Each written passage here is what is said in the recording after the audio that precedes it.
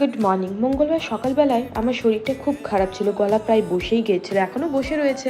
তো আমি দুদিন ধরে সেই জন্য ভিডিও দিতে পারিনি, তাই ভাবলাম আজকে ভিডিওগুলো পোস্ট করি, যেহেতু ভিডিও করে রেখেছিলাম। সেদিন সকালবেলায় আদা আর এলাচ দিয়ে চা খাওয়ার জন্য আমি ব্লিঙ্কিট করেছিলাম, সাথে আরও কিছু জিনিস অর্ডার করি। যেহেতু আমি চায়ে গুড় ইউজ করি, তাই গুড় আর এলাচ আজ মেনলি আমার দরকার ছিল, সেই দিয়ে আমি চা বানালাম। আর তারপরে চা আর ব্রেড দিয়ে ব্রেকফাস্ট করে অফিসের জন্য বেরিয়ে গেলাম। আর অফিস থেকে ফেরার সময় শরীর আরও খারাপ করেছিল, ও পুরো জ্বর জ্বর ফিল হচ্ছিল। আর এই ঠান্ডার জন্য শ্যাম্পু করতে পারিনি, তাই দেখো আমার চুলটা কীরকম চিপকু লাগছে। আর আসার সময় ওই ডিনারের জন্য কাকির দোকান থেকে রুটি আর সবজি নিয়ে আসি, কুমড়োর তরকারি ছিল আজকে, তো সেটা দিয়ে ডিনার করলাম।